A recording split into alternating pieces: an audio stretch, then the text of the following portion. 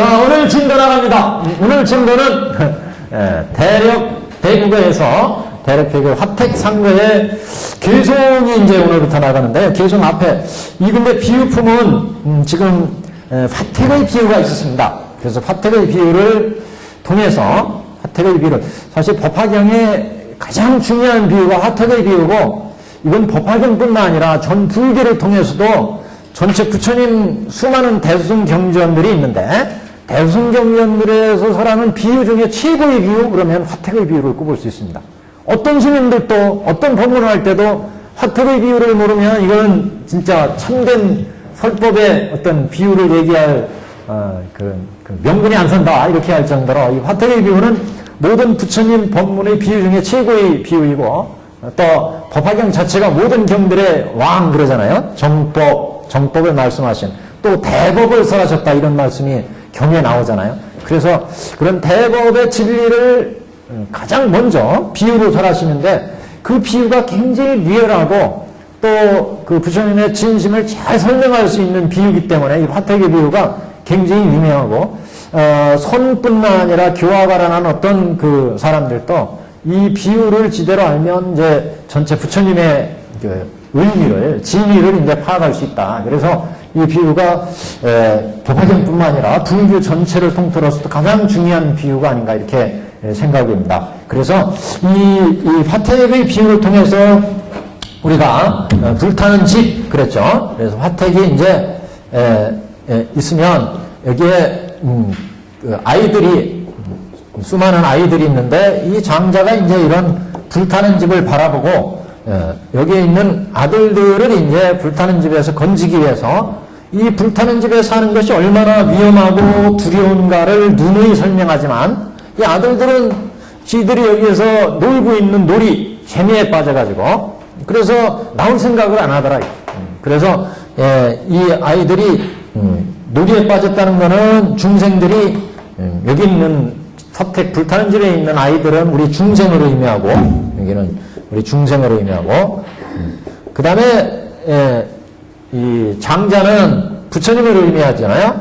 그래서 우리 중생들이 이게 3개의 화택 속에, 불타는 집 3개의 화택 속에서 3개의 욕계, 색계, 무색계의 속에서 탐진치를 부리면서 3개 윤회의 고, 생로병사의 윤회의 고 속에 빠져있는 모습을 불타는 집에 있는 중생이다 이렇게 얘기를 했고, 부처님의 장자가 이렇게 불타는 집에 있는 우리 중생들을 가볍게 여겨서 이 중생들을 구하기 위해서 너 이 불타는 집이 얼마나 무서운지 아느냐, 그래서 이 불타는 집에 대해서 설명을 얘기를 하시지만, 그러나 중생들은 자기들이 지금 보고 듣고 맛보고 하는 오욕락에 빠져서 좋은 걸 보고 좋은 걸 가지고 싶고 좋은 걸 먹고 싶고 좋은 집, 좋은 훌륭한 그 명예, 권력 이런 것에 빠져가지고 이게 오욕락이었잖아요. 그래서 아무리 이 불타는 집이 위험하고 두렵고 겁나는 세계라고 하는 것을 얘기해도 나올 생각을 안 하더라. 그래서 부처님은 이 중생들의 욕망과 근기와 성품을 살펴서 이 중생들이 어떤 근기와 욕망과 성품을 가지고 있느냐. 그래서 장자가 이 아이들이 안 나오기 때문에 이 아이들이 평소에 바라던 이 아이들의 성격과 이 아이들이 바라던 바를 생각해서 3가지 수레를 주겠다고 그러죠. 3거를. 그래서 양의 수레, 그 다음에 사슴의 수레, 그 다음에 소의 수레, 이렇게 3가지 수레를 주겠다고 해서 아이들을, 이 얘기는 이 아이들, 불타는 집 속에 살고 있는 아이들의 욕망과 성품에 맞춰서 부처님이 주겠다고 한 수레였죠. 그래서 장자가 이 아이들을 보고 이 아이들의 성품과 욕망과 근기에 맞춰서 3가지 수레를 제시했어요. 그러니까 이 아이들이 자기들 성격에 맞죠. 자기들이 능력에 맞아요. 자기들의 마음에 딱 맞는 수레를 주겠다고 그러니까 이 수레를 가지고자 집을 나오더라. 근데 원래 이 3개의 수레를 주려고 한 이전에 장자는 워낙 그 힘이 세고 장자가 그래서 이 아들이 지금 불타는 집이 다급하기 때문에 처음에는 장자가 이 아이들을 한꺼번에 큰 그릇이나 또는 책상, 궤 안에 넣어가지고 한꺼번에 샥 끊으려고 그랬어요. 그렇지만 이 아이들이 성격이 다 제각각이고 능력과 욕망과 성품이 다 달라서 한 녀석을 잡아놓으면 다른 녀석이 뛰쳐나가고 또 끈에 오다가 불에 떨어져 죽을 것 같고 그래가지고 큰 그릇에서 억지로 끊으려고 하는 것을 멈추고 그러면 내가 이 아이들의 성품과 욕망과 근기에 맞춰서 내가 그래서 이 아이들을 꼬셔가지고 유인해서 불타는 집에서 건져야 되겠다 이렇게 마음을 바꿨어요. 원래는 한꺼번에 다 끊으려고 그랬지만 그래서 이 아이들의 성품과 욕망과 근기에 맞춰서 양의 사슴의 수레, 소의 수레를 썼다.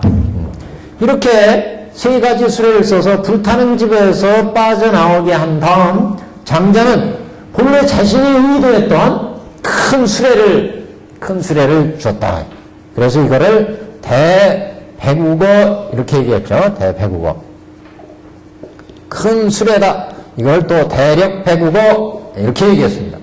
그래서 아이들한테 양의 수레, 사슴의 수레, 소의 수레를 주지 않고 본래 자신이 주려고 했던 큰 그릇, 큰 수레, 대백우거를 하나씩 줬다.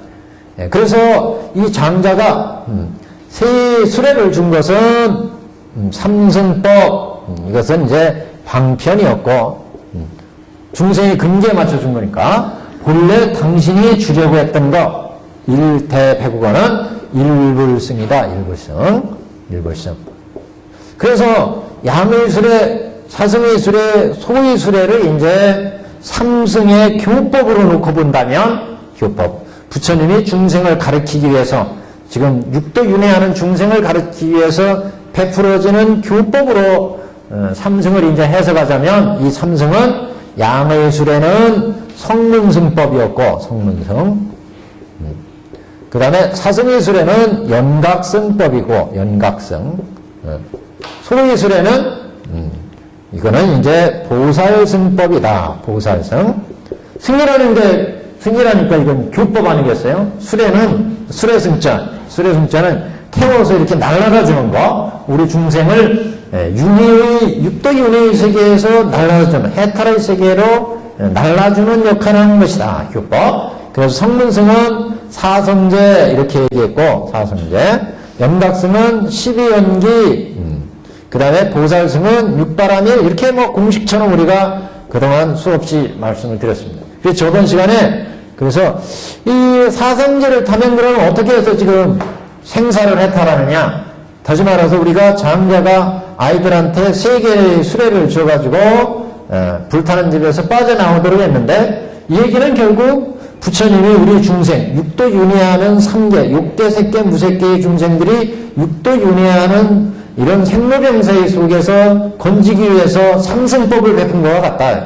그래서 그 삼승법은 성문승법, 연각승, 보살승이라는 거죠. 그래서 성문승에는 사성제를 써서 생사고해에서 벗어나게 했고 연각승이란 12연기법을 주어서 생사를 해탈하게 했고 보살승에서는 육바라밀을 줘서 생사를 해탈하게 했다. 그래서 사성제를 줘서 중생을 해탈하게 하는 방법은 우리 아한경에서 설해진 것처럼 근본불기에서 아비달마 이르는 교법에서 중생으로 하여금 생사를 해탈하는 법으로 성문승, 연각승이 베풀어집니다. 그래서 구체적으로 경설을 대입해 보면 아한경, 아비달마 불교에서 설해진 부처님의 교법이 바로 성문승, 연각승, 이승법이다. 그래서 성문승에서는 사성제를 통해서 욕계, 색계, 무색계, 여기에 3계는 욕계, 색계, 무색계 아니겠어요? 무색계. 그래서 색계, 욕계, 무색계는 육도윤회하는 세계, 육도윤회. 육도윤회하는 세계, 육도는 여기 지옥, 악이, 축생, 여기는 이제 삼악도 아니겠어요? 축생. 그 다음에 인간, 천, 수라, 여기는 이제 삼선도. 그래서 여기 삼악도, 삼학도, 삼선도의 육도 윤회하는 세계에서 이 중생들을 구하려니까 이 중생들이 가지고 있는 삼계에 윤회하게끔 하는 번뇌를, 육도 윤회하게 하는 번뇌를 끊어야 된다, 이거, 번뇌. 그 번뇌를 끊는 방법이, 여기, 양의술에,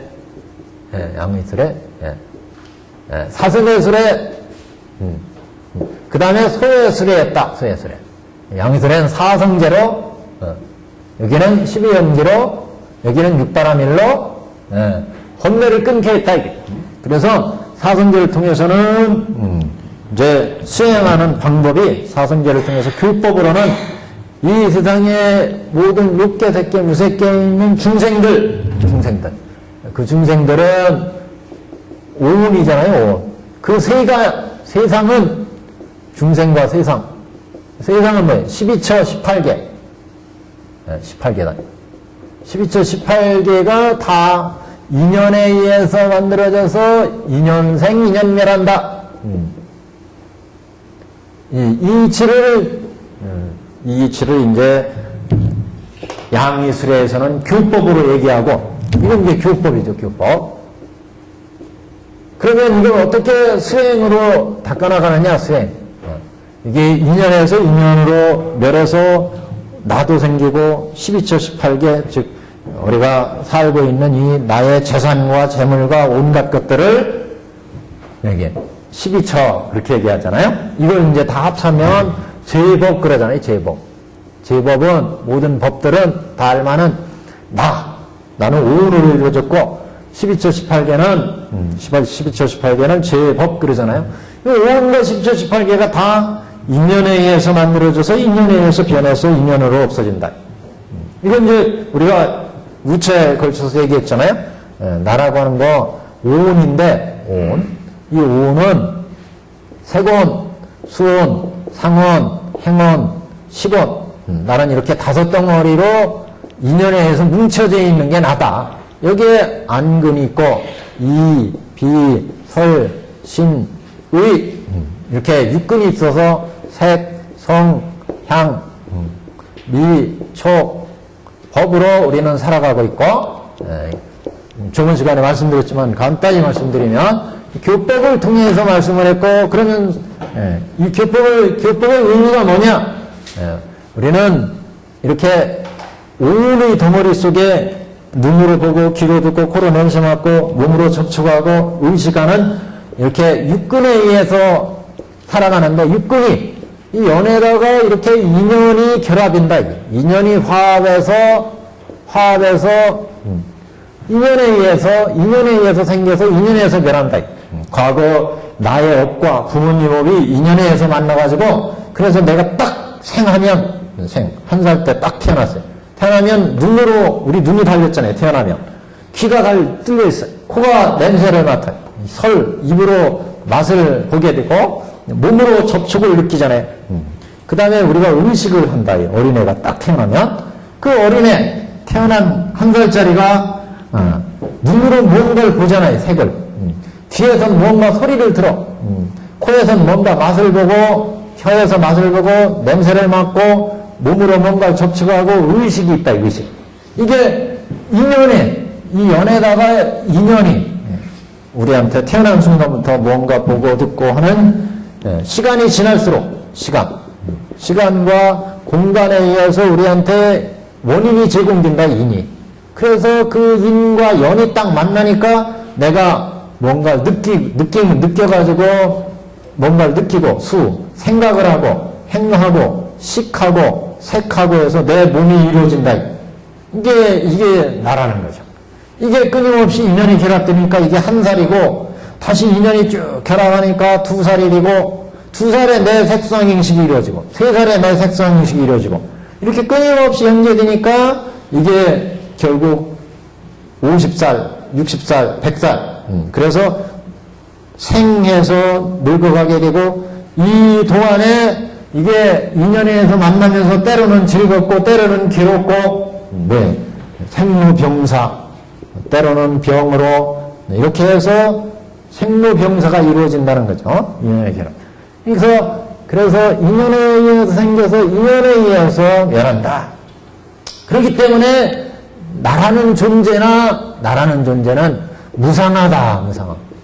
끊임없이 이연의 결합에서 내가 느끼고 생각하고 정신, 마음으로 분노를 하고 기쁨을 느끼고 그 다음에 인식 판단하는 게 끊임없이 바뀌어가니까 인연에서 결합해서 끊임없이 이어지니까 참으로 무상하다.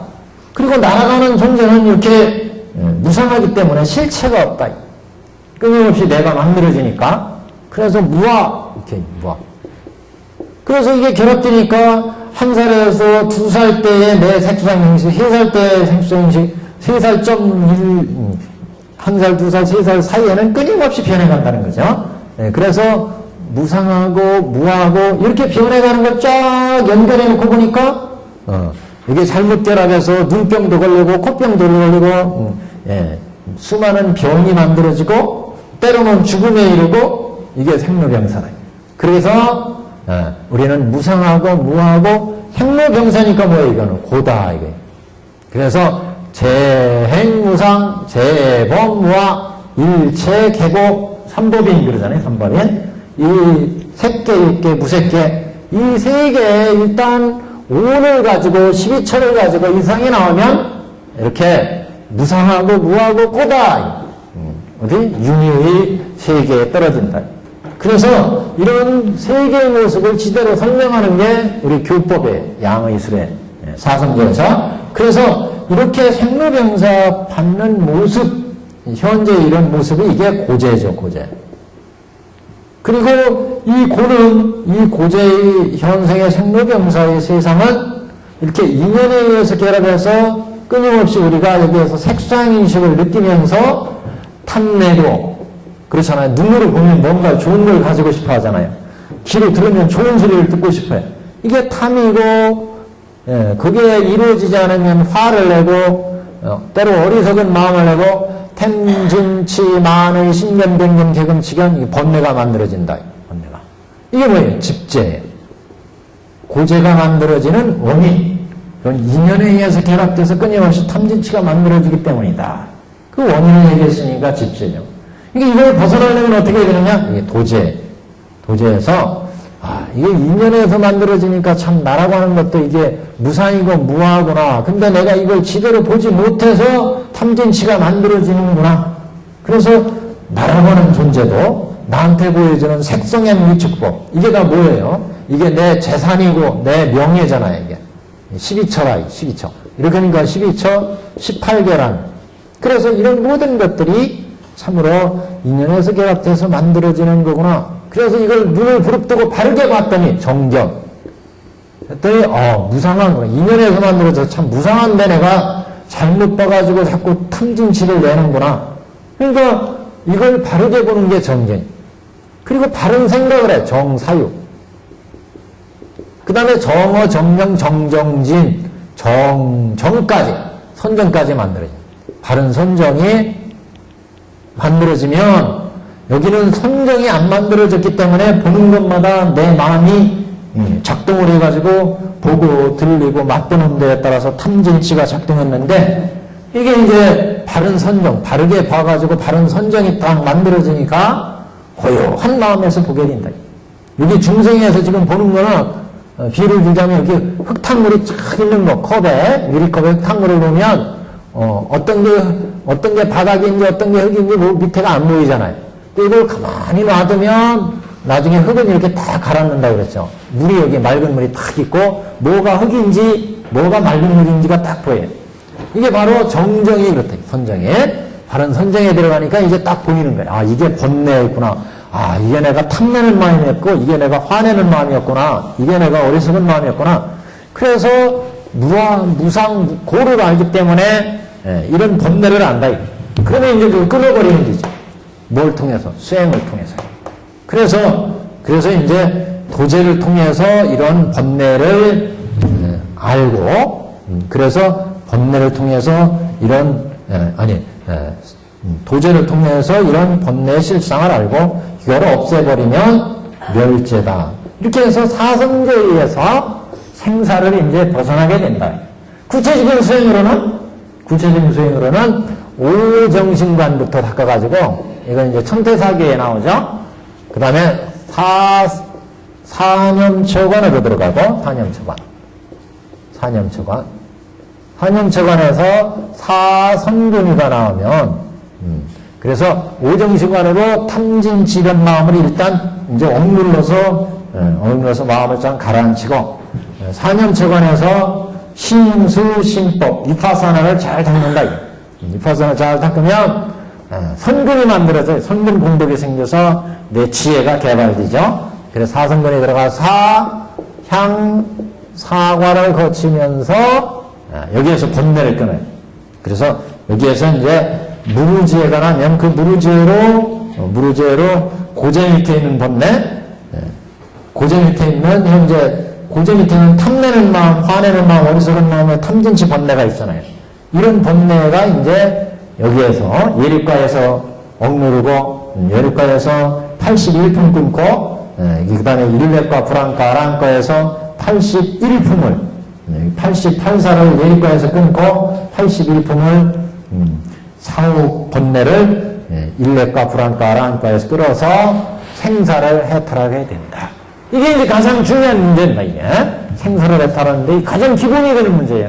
이게 불교학의 가장 기본이 되는 문제입니다. 그래서 야문실에는 이렇게 사성제법을 통해서, 교법을 통해서, 수행을 통해서 행사의 해탈을 이루게 된다. 이게 여기 이제 방편으로 부처님이 세 개의 수레를 설했다. 이런 말씀이죠. 그게 양의 수레.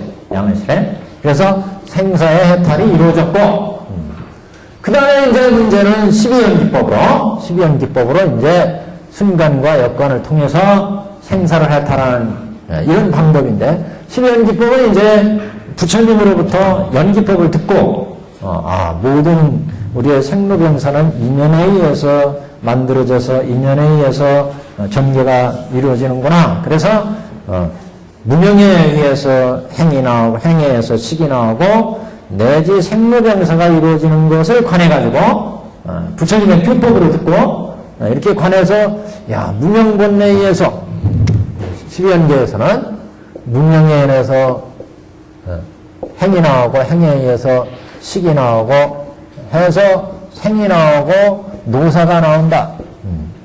이것을 이제 관해가지고, 그 관하는 법은 이제 우리가 연기법에서 얘기를 했었잖아요. 연기법. 모든 우리의 생로병사로부터 출발해가지고, 생로병사는 무엇을 인연해서 노사가 이루어지느냐. 우리가 지금 현재 생로병사로 살아가고 결국 죽어가는데, 이런 노사는 무엇을 인연해서 생겼을까?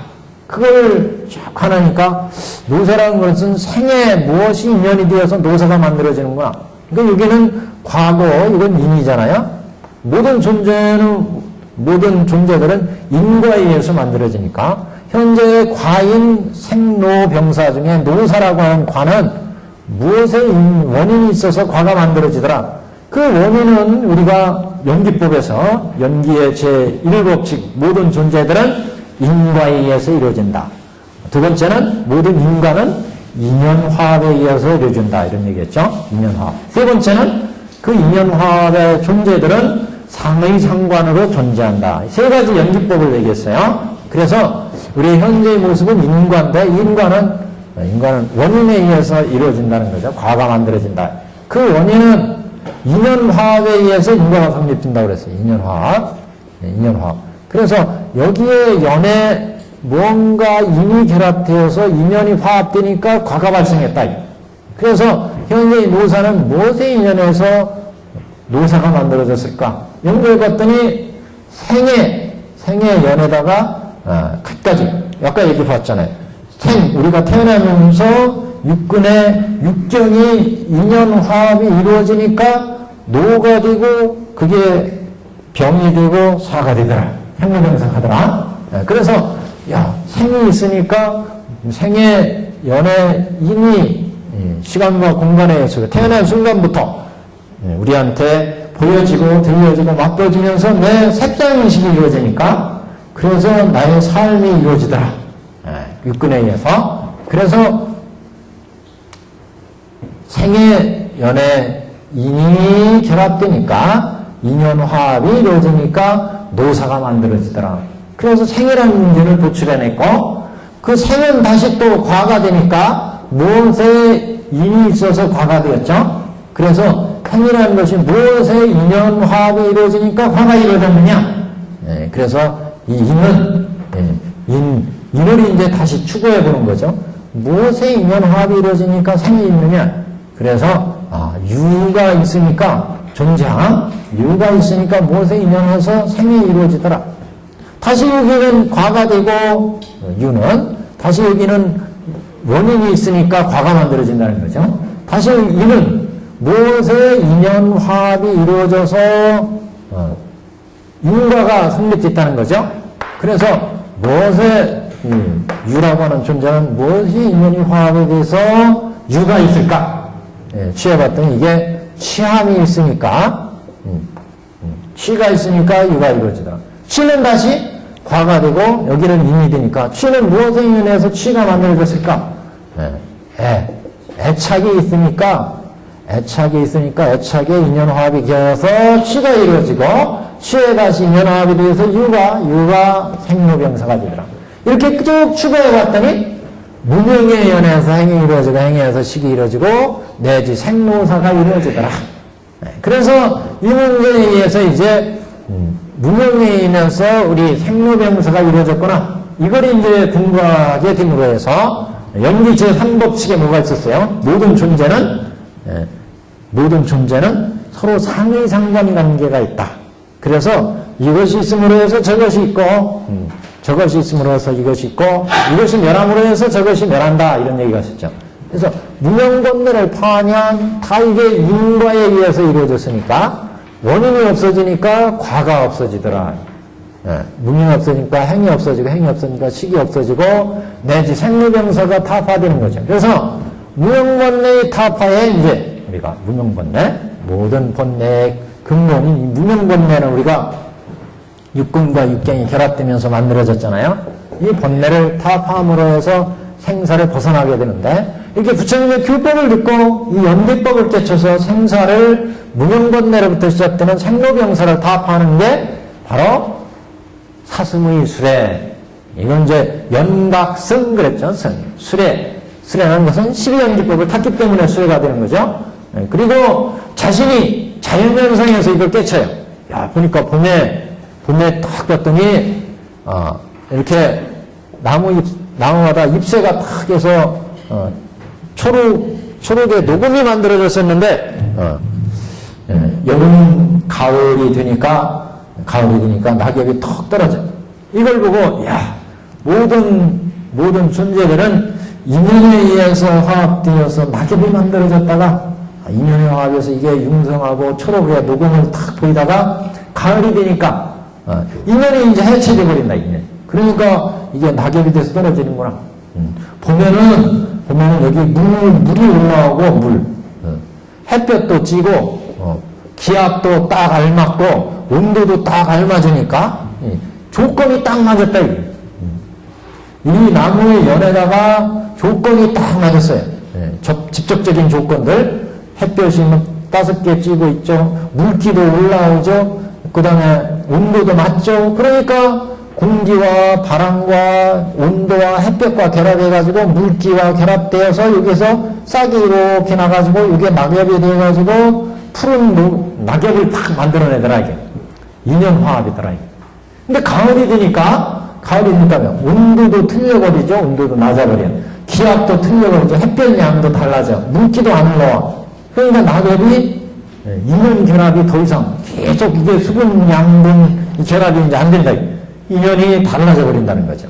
이렇게 인연이 달라져 버리니까 낙엽이 말라버리고 비틀어져 버리고 나중에 떨어지더라. 다 뭐예요? 인연이 화합되어서 보면은 꽃이 피고 낙엽이 만들어지더니 인연이 달라져 버리니까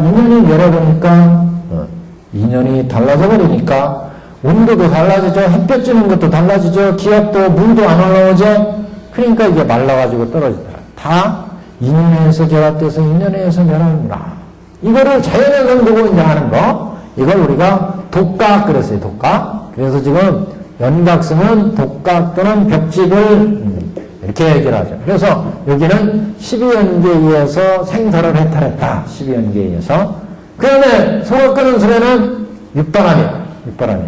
그래서 육바람일은 보시바람일, 지게바람일, 인욕바람일 해서 지혜바람일 이렇게 얘기를 하죠. 이 지혜바람일이 전체에 오바람일을 이끌고 간다 이렇게 얘기하는데 결국 지혜를 통한다는 얘기입니다. 그래서 보시바람일 할 때 보시하는 나, 보시하는 물건, 보시하는 대상 이 세 가지를 관하는 거죠. 바람일.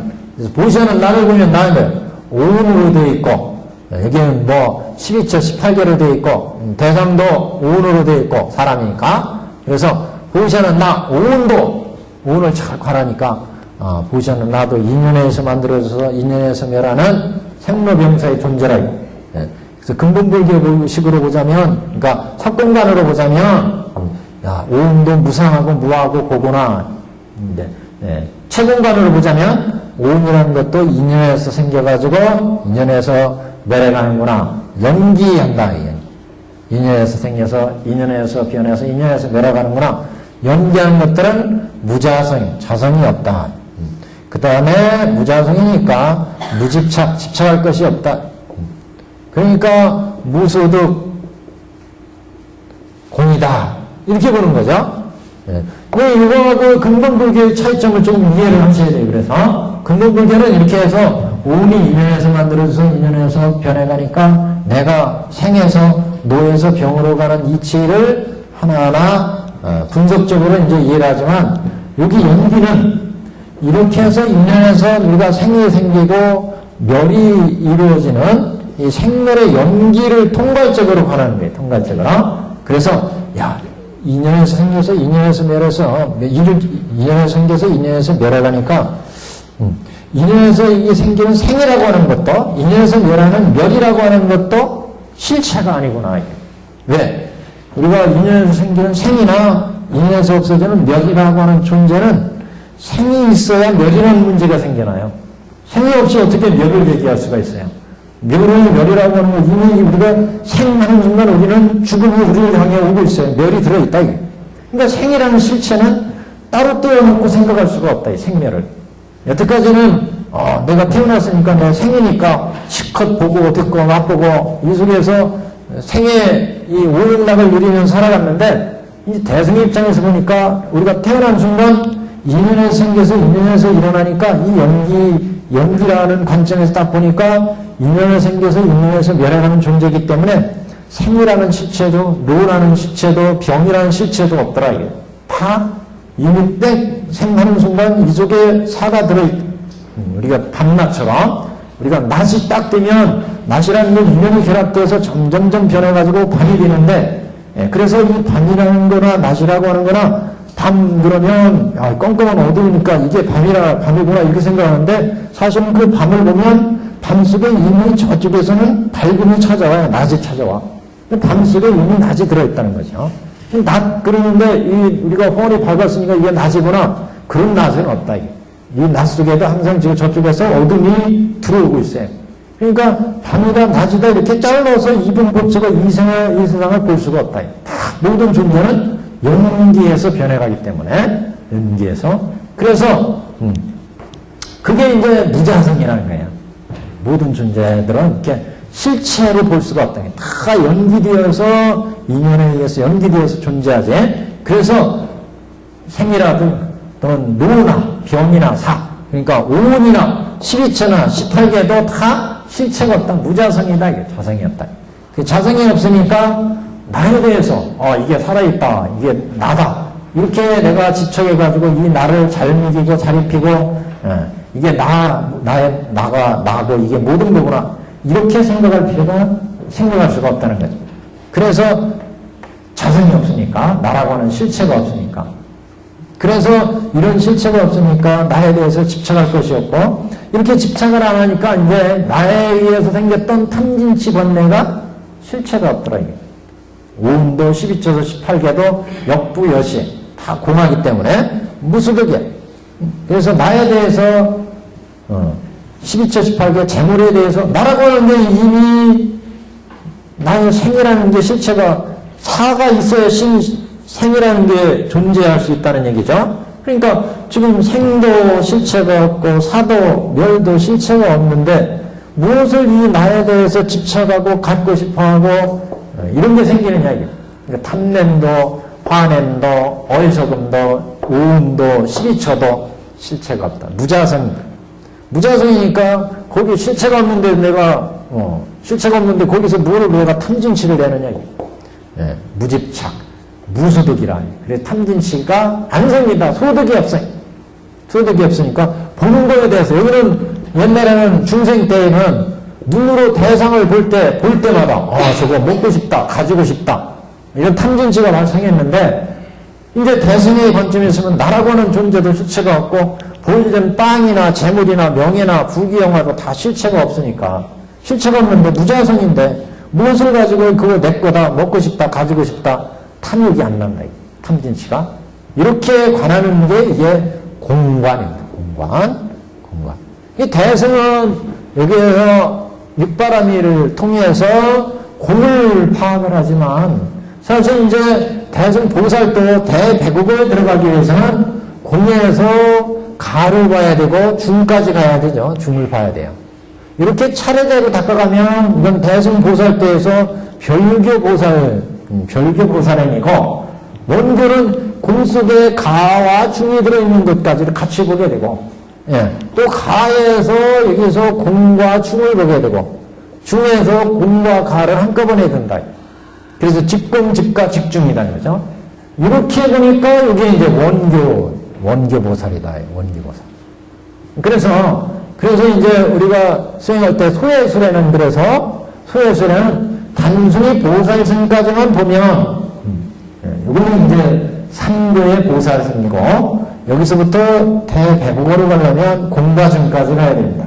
그래서 우리가 헷갈리는데 세 가지 술에 타는 건 그래도 이해를 하겠어요.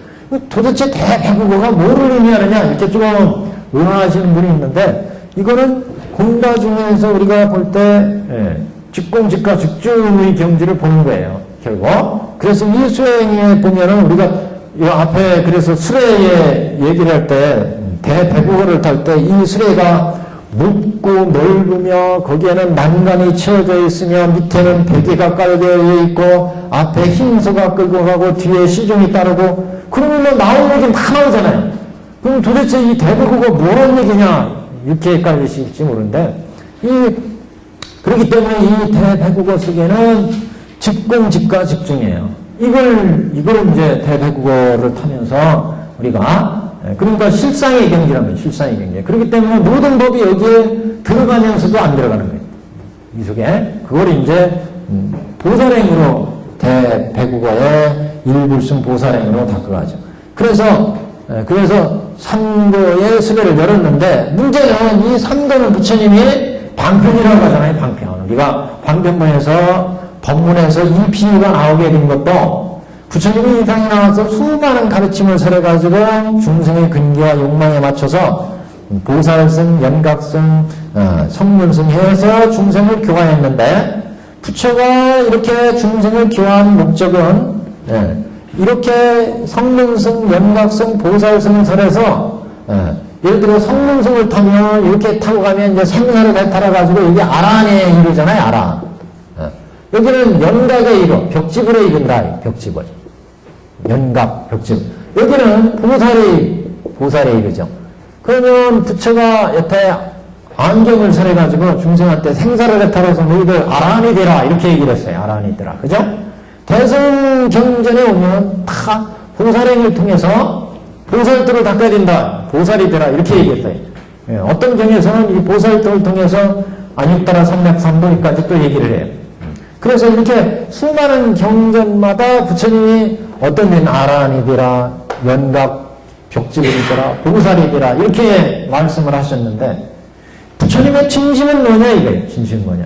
그걸 법화경에서 1대42년설로 밝혔잖아요. 모든 부처님은 모든 3세 모든 부처님은 중생을 제도하실 때 중생들이 이렇게 근기와 욕망과 성품이 다 다르기 때문에 이 중생들을 불타는 집에서 건지기 위해서 성문승, 연각승, 보살승을 설했다. 그 성문승, 연각승, 보살승이 결국 비유를 하자면 불타는 집에 있는 아이들을 장자가 건지기 위해서 걔들의 그 욕망과 성품, 좋아하는 것에 맞춰서 양이슬 해줄게, 사슴이슬 해줄게, 소이슬 해줄게, 나와서 가지고 놀아라. 그래서 아이들이 불타는 집에서 뛰쳐나오게 만들었다는 거죠.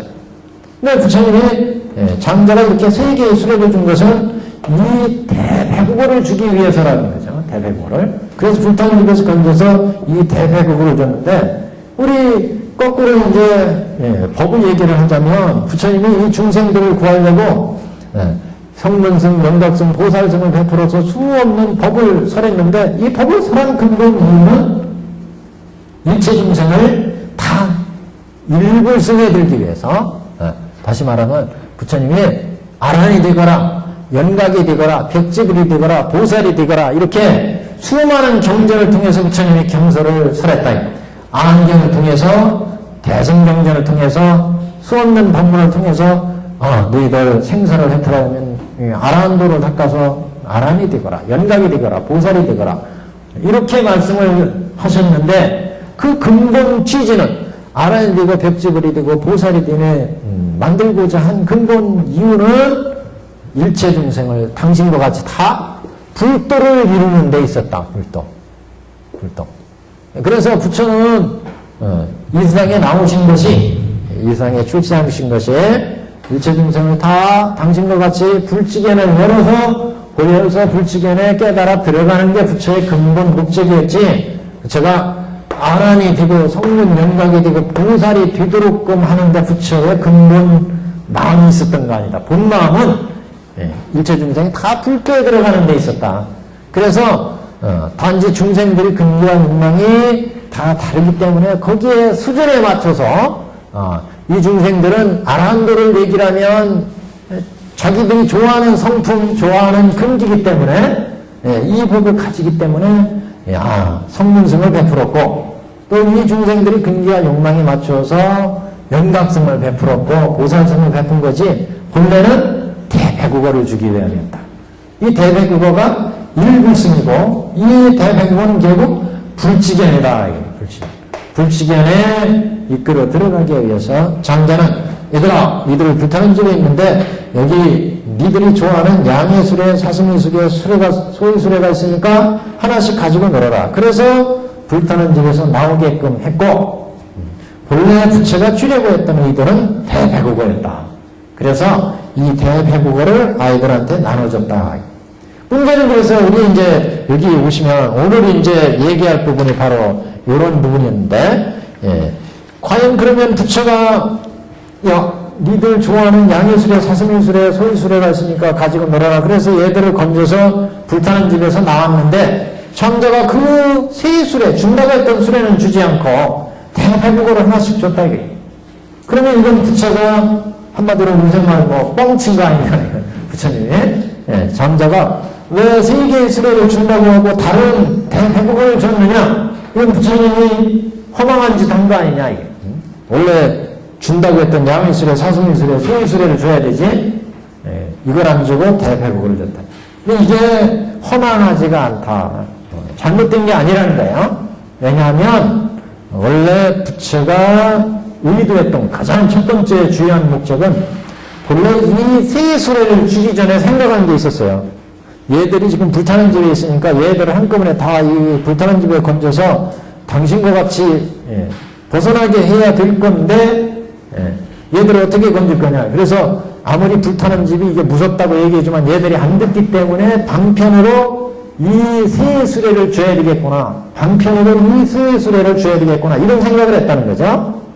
그래서 방편으로 이 수레를 주고 자기가 본래 의도했던 대배국어를 주었기 때문에 틀린 게 아니라, 잘못된 게 아니라는 거죠. 또 하나는 얘들을 그냥 두면 여기 불타 죽어요. 그래서 이렇게 생명이 끊어지는데, 이 사람들을 불타 죽는다는 것은 여기에서 못 나오기 때문에 부처가 될 수 있는 해명을 영원히 끊어버린다, 그냥 놔두면. 그래서 장자는 이런 불타는 집에서 건지기 위해서 세수를 줬고, 그 다음에 대배국어를 줬기 때문에 이렇게 생명을 구한 것, 해명을 건지기가 한 것만도 큰 공덕이 되고는 여기에 그보다 더 위대한 일불승의 불성을 줬으니까 이걸 가지고 허망하다 이렇게 얘기할 수는 없다. 이렇게 이제 결론을 내렸습니다. 자, 오늘 경의 내용이 이 부분이 워낙 또 중요한 내용이고 이 부분은 좀 확실히 짚고 가자. 이래서 삼도에 대한 얘기를 다시 재탕했습니다. 저번 시간에 삼도에 대한 내용을 좀 이해를 해주고 이 얘기는 결국 전체 우리 부처님 교법의 전체 내용이나 이렇게 볼 수 있어요. 모든 3세 부처님, 과거의 부처님이나 현재의 부처님이나 미래의 부처님이나 모두 세상에 출연해서 중생을 구제할 때는 이렇게 다 중생의 근기에 맞춰서 방편을 얘기한 다음에 본래 당신이 위대했던 일불승으로 인도한다는 거죠. 그래서 우리가 객원연실, 흔히 회상계일이라고 하는 이 법은 이 세상에 오셨던 석가모니 부처님의 한정된 이야기가 아니라 과거나 현재나 미래불이 공통적으로 똑같이 중생을 제도하는 교화 법칙이라는 겁니다. 예? 그래서 근데 그 교화 법칙이 굉장히 타당성이 있다는 거죠. 왜냐하면 중생들이 근기와 욕망과 성품에 맞춰서 일단 중생의 근기와 성품과 바라는 바에 맞춰서 법을 설해서 그 중생을 하여금 생사의 고를 해탈하게 하였고 그 다음에 이제 본래의 진면도 부처가 왜 이 생사고해로부터 중생을 구제했는지 본래의 본마음을 드러내는 일불승을 제시한다는 거예요. 일불승이 드러났다는 거죠. 그래서 이런 법은 우리가 이제 화택을 비유 이렇게 해서 법화경의 첫 번째 비유 아니겠어요? 그래서 이렇게 얘기해도 또 못 알아들어. 그래도 중생들이. 그래서 그 다음에 장자궁자, 그 다음에 이제 약초의 비유가 나오고 장자궁자의 비유가 신의 품에 나오잖아요. 이 신의 품을 보면 보다 확실해집니다. 신의 품에.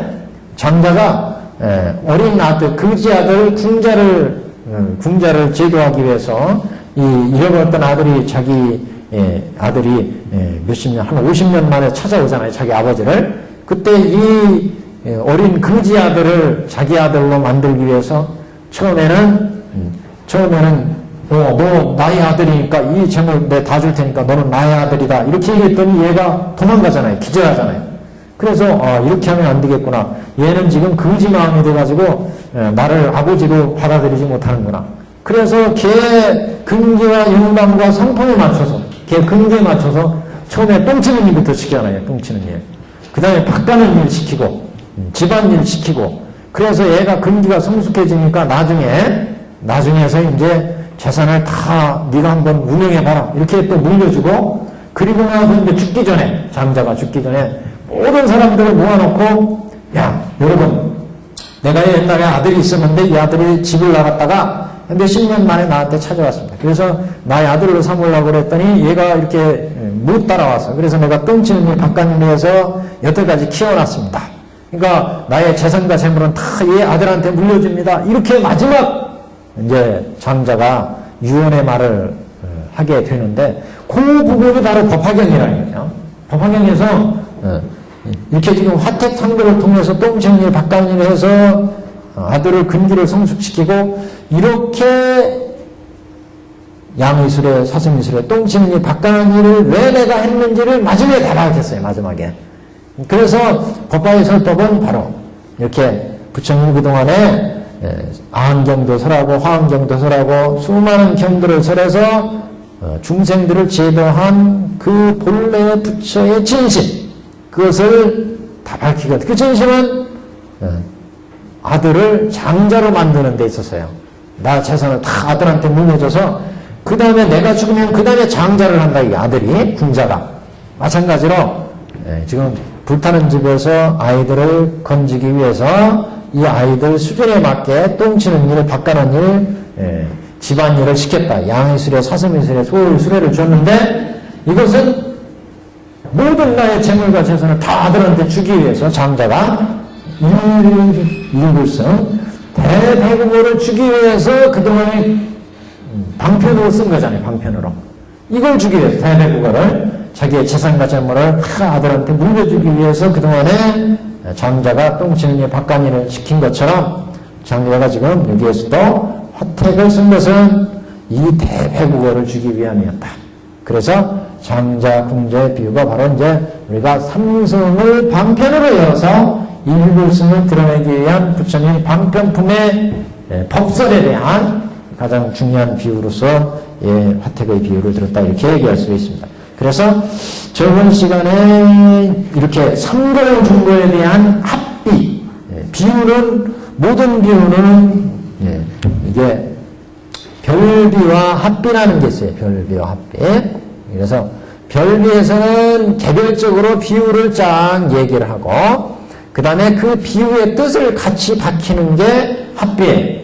그래서 합비를 하면서 상도를 준 우인이 양의술에는 성문승이었고 사슴의술에는 연각승이었고 소의술에는 보살승이었다. 그리고 대백원은 일불승이었다. 이거를 이제 얘기를 했고 이번에는 이 대백원을 아이들한테 하나씩 물려준 이야기 그게 이제 우리 198페이지에 있습니다. 여기 보시면 오늘 부분 보시면 사리부려 저 장자가 198페이지 꼭대기부터입니다. 사리부려 저 장자가 모든 아들들이 화택을 나와서 두려움 없는 곳에 편안히 있으므로 스스로 재물이 한량없음을 생각하고 장자가 자기 재물이 한량없음을 생각하고 똑같은 동일한 큰 수레를 모든 아들에게 준 것 같이 부처님도 또한 이와 같아서 일체 중생의 아버지가 되심이라. 일체 중생의 아버지이기 때문에 아버지가 가진 것을 모든 걸 다 준다는 거죠. 아들들한테.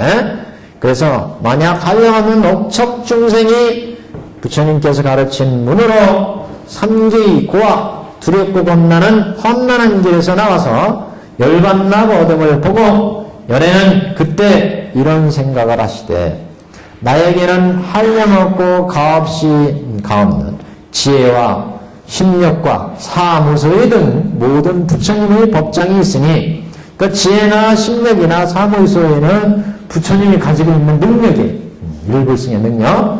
그래서 이런 부처님의 능력, 부처님의 법장 그러는데 이런 부처님의 법장이 있으니까 이 모든 중생을 다 나의 아들이기 때문에 다 나의 아들이니 동일한 대승법을 두리라. 사람을 하여금 홀로 멸도를 얻게 하지 말지니 다 열애의 멸도로서 멸도하게 하리라. 이게 무슨 얘기냐면은 이 아들들한테 지금 여기 세 수레를 줘서 불타는 집에서 나왔는데 장자는 워낙 심력사무소의 부처님이죠. 장자는 어마어마한 재물을 가지고 있잖아요. 장자는 마찬가지로 부처님이 심력사무소에 이런 무량한 그런 법제를 가지고 있기 때문에 이 법제를 이 아들한테 남김없이 다 준다는 거죠. 왜? 이 장자의 여기에 있는 아들들이 장자의 아들이었듯이 여기에 있는 모든 중생들은 부처님의 아들이라 불자라 그렇기 때문에 남김없이 다 준다. 아버지가 아들을 주는 것처럼. 그래서 모든 아들들한테 이제 이 수레보다 더 좋은 대패국어를 동일하게 똑같이 모든 아들한테 다 준다. 이미 불타는 집에서 나왔기 때문에 그 얘기는 중생들이 삼승의 배를 타고 생사고해를 벗어나면 이제 생사고해를 얼금했던 견옥, 사옥 이런 법례로부터 벗어나기 때문에 중생의 근기가 상당히 성숙한다는 거죠. 그렇기 때문에 대패국어를 주어도 무리 없이 탈 수 있다.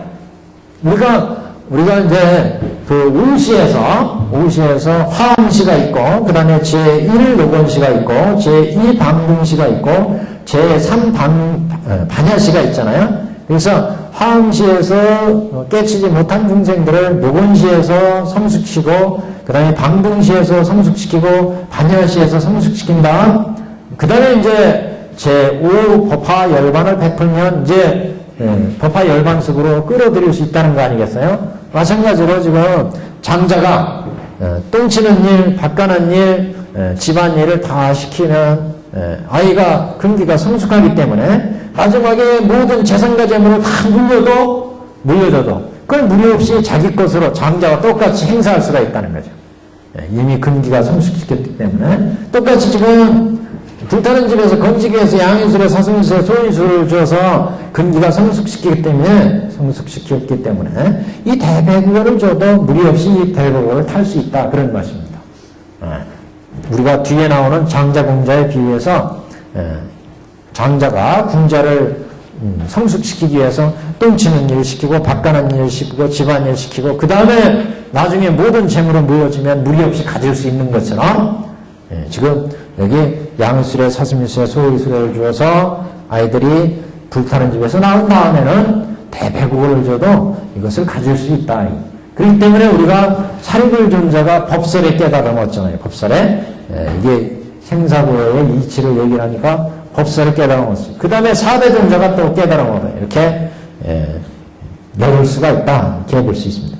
자, 198페이지 그래서 모든 사람으로의 홀로 멸도를 얻게 하지 말지니 다 열의 멸도로서 멸도하게 하리라. 그래서 모든 그 아들들이 예를 들어서 큰아들이 이쁘니까 큰아들만 멸도하게 한다든지 셋째 아들 녀석은 맨날 만성 피고 비기 싫으니까 얘는 그냥 대배국어를 안 주고 양수에서 그냥 끝낸다든지 이러지는 않는다. 이게.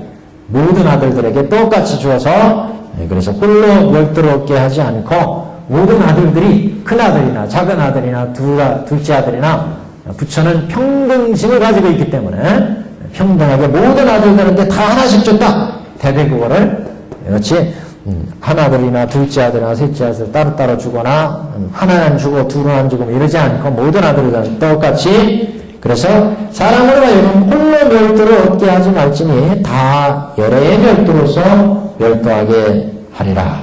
이 모든 중생이 삼계를 벗어나는 자에게는 삼계를 벗어서 여기에서 벗어나 있는 자는 다 모든 부처님의 선정, 해탈 등의 모든 악을 줄이니 이는 일상일정으로서 성인의 칭탄하는 바라 능히 깨끗하고 묘한 제일의 낙이 생기느니라. 그러니까 대배국어를 이제 주게 되는데 모든 중생이 삼계에서 벗어나온 자에게 양견 있고 우거를 줘서 벗어난 자에게 다 모든 부처님의 선정해탈 등의 낙을 준다. 선정해탈 등의 낙은 일불승의 대배국어를 줘서 선정해탈 등의 불도에 들어가게 한다는 말씀이죠. 그래서 선정해탈 등의 낙을 주리라. 이는 일상일정으로서 성인의 칭찬은 바라. 일상이라 하나의 모습, 일실상을 의미하는 거고, 일실상. 그러니까 일실상이라는 얘기는 결국 이제 일불승을 물어볼 때 보자면 일실상. 이게 지금 대배국어라는 얘기잖아요. 잘 보시면 이 부분은 대배국어예요. 근데 이 선정해탈 등의 모든 낙을 준다. 이 대배국어를 가지고. 그래서 여기에는 일상이 있고 일종이 있고 일종. 그 다음에 일정으로서 성인의 칭찬하는 바라 능히 깨끗하고 묘한 제일의 낙. 이게 이제 제일의 낙인데 일불승의 제일의 낙이라. 근데 여기 보시면 일상일정으로서 성인의 칭찬하는 바고 능히 깨끗하고 묘하다. 이거를 보면은 그게 원문은 정묘 이랬어요. 정묘. 깨끗하고 묘함. 이렇게 세 가지를 지금 일불승에서 얘기하고 있습니다. 여기 경문을 분석해 보면 그래서 부처님의 선정해탈 등의 모든 낙. 이건 이제 선정 부처님의 선정해탈 등. 그래서 이 부분은 이제 보통 법화 문과에서 세 가지로 해서 합니다. 일상은 일실상, 실상. 곧 법신의 덕을 얘기하고 있고, 법신의 덕. 법신의 덕. 그 다음에 일정은 지혜. 지혜니까, 실상은 일체죠? 지혜. 일체종지, 지혜. 일체종지를 의미하고, 지혜. 그러니까 이게 덕으로 치자면 이건 반야의 덕이죠. 반야의 덕. 그 다음에 정량, 깨끗한 것은 바로 이제 모든 고가 다 사라졌죠?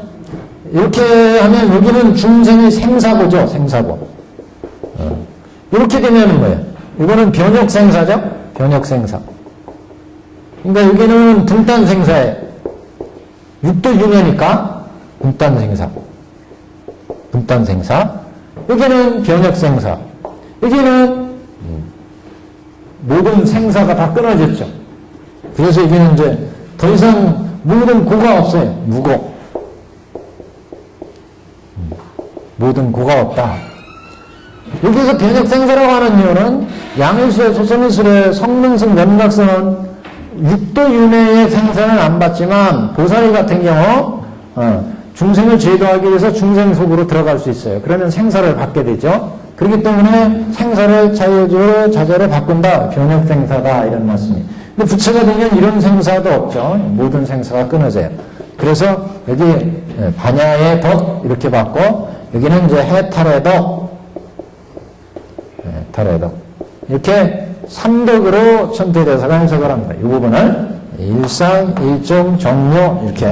그래서 이 모든 중생의 3기를 벗어나온 자에게는 3개의 외를 벗어나온 자에게는 부처님의 선정해탈덕의 모든 낙을 주니 제1의 낙을 선정해탈덕의 부처님의 제1의 낙을 주니 이는 일상일정의 일장일정으로서 성인의 침탄한 바람 하나의 모습 일상 일종 하나의 종류 한 가지의 한 가지로서 한 모습 한 가지로서 다 부처님이 칭찬하는 바요 능히 깨끗하고 묘한 제1의 낙이 생긴다. 그 깨끗하고 묘하다는 것은 바로 이제 해탈의 덕을 의미한다. 이렇게 세 가지로 이렇게 반야, 법신, 해탈의 덕 이렇게 법신의 덕, 반야의 덕, 해탈의 덕 3덕을 일불승의에서 갖춘 것을 표현하고 있다. 이렇게 이제 설명을 합니다.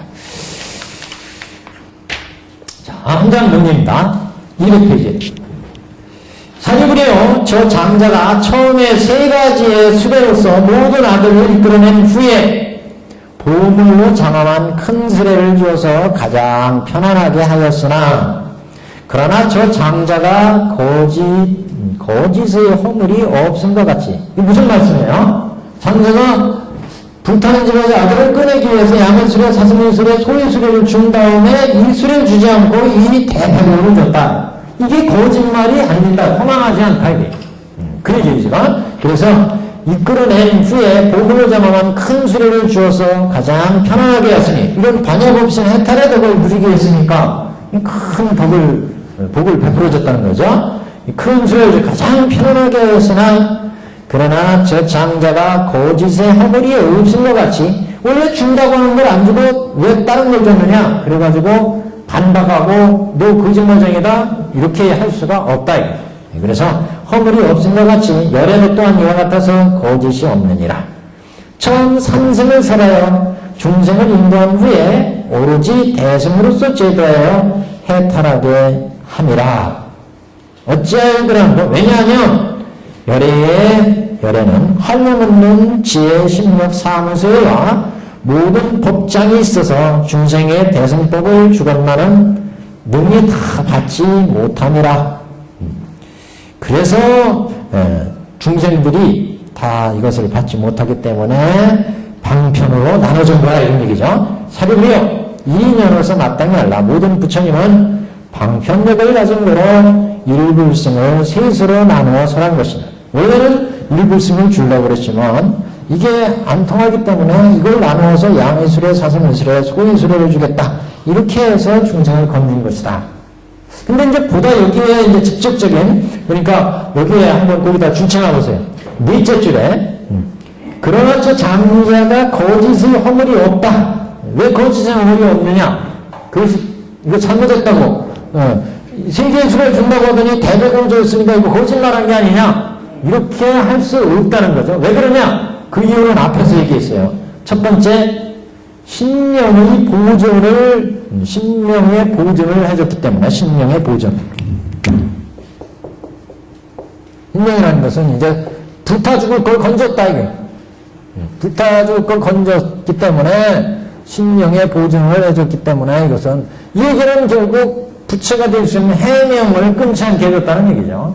두 번째는 원래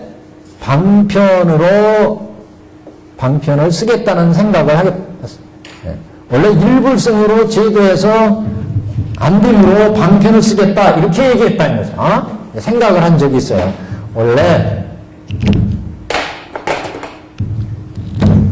원래 일불승으로 제도를 하고자 했지만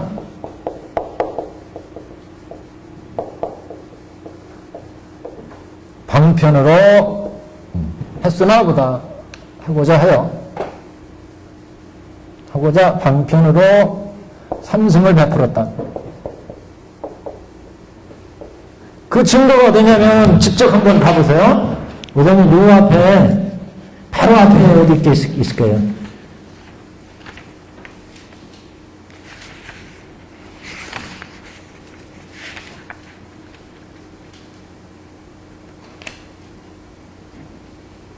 주님이 180, 여기 있어요. 188페이지 한번 보세요. 188페이지. 거기 아마 표시해 놓으라고 했을 겁니다. 예. 만일, 셋째 줄을 보시면, 만일 신명만 보존할지라도 이미 좋은 장난감을 얻은 것이 되거늘 하물며 다시 방편으로 저 불타는 집에서 떼내었습니다. 그렇기 때문에 신명만 보존한 것만 가지고도 불타는 집에서 건졌기 때문에 그것만 해도 이거 허망하다고 잘못 얘기했다고 책망할 수가 없다. 그 다음에 그 밑에 내려오시면 어찌하여 그러한고 그러면서 허망함이 아니옵니다. 어찌하여서 왜냐하면 이 장자가 앞서 생각함이 내가 방편으로서 아들로 하여금 나오게 하리라 하였으니 이인연으로 거짓이었다. 이게 무슨 얘기였어요? 원래 내가 일불승으로 구제를 하고자 했지만 이게 안 돼서 방편으로 내가 얘들을 끊어야 되겠다 이렇게 생각을 하고서 방편을 썼기 때문에 거짓이 안 된다. 그래서 그렇죠. 이 중생들이 큰 것으로 원래 쓰려고 했지만 아이들이 이걸 따르지 않기 때문에 왜? 지들의 욕망과 근기에 맞지 않으니까 중생들은 자기들한테 이게 안 맞으면 화내고 이게 안 따르잖아요. 그렇기 때문에 삼고를 썼다는 거죠. 그렇기 때문에 거짓이 아니다. 그러니까 법화경이 이렇게 앞뒤의 논리를 다 재고서 지금 구성을 하고 있습니다. 지금. 그러니까 허망한 것이 아니다. 이렇게 지금 밝히고 있습니다. 이게. 그래서 다시 뒤쪽으로 가시면 이제 계속 앞까지 이제 오늘 정리를 하겠습니다. 그래서 200페이지요. 그래서 어찌하여 그러면 열에는 하염없는 지혜, 심력, 사무소와 모든 법장이 있어서 중생에게 대승법을 주지만 죽었나는 능히 다 받지 못함이라. 중생들이 그래서 이인연으로서 마땅히 알라. 모든 부처님은 그래서 방편력을 가지고 있기 때문에 그래서 방편을 가진 거로 일불승을 셋으로 나누어 설하신다. 우리가 일불승 대행보를 보면 이 대행보에도 뒤에 수많은 따르는 사람 시종들이 따르잖아요. 이게 바로 방편다라는 거예요. 일불승에서 중생들을 제도하기 위해서 방편과 갖가지 이제 지혜를 부처님의 지혜가 그래서 방편품의 제일 꼭대기에 부처는 방편지와 진진지를 가지고 있다. 두 가지 지혜. 일불승의 깨달음의 방편지와 중생을 제도하기 위해서 쓰는 이런 방편을 쓸 수 있는 지혜를 가지고 있다. 부처님 이런 얘기가 전제가 되겠습니다. 그래서 오늘 여기까지 하고 다음 시간에 이제 계승을 하는데 이거 다음 시간에 제가 조금 더 정리해가지고 올게요. 이건 그냥 참고로 보시고 글씨가 너무 쬐금해가지고 안 보이실 것 같아요. 좀 크게 뽑아서 가지고. 그리고 이 부분의 계승은 무지하게 어렵습니다. 계승이 우리 화태 비유품의 이 계승은 아주 어려운, 그러니까 한자도 제일 어려운 한자가 많아요. 법화경 전체를 통틀어서 이 부분은 자세히 하겠습니다. 다음 시간에 뵐게요.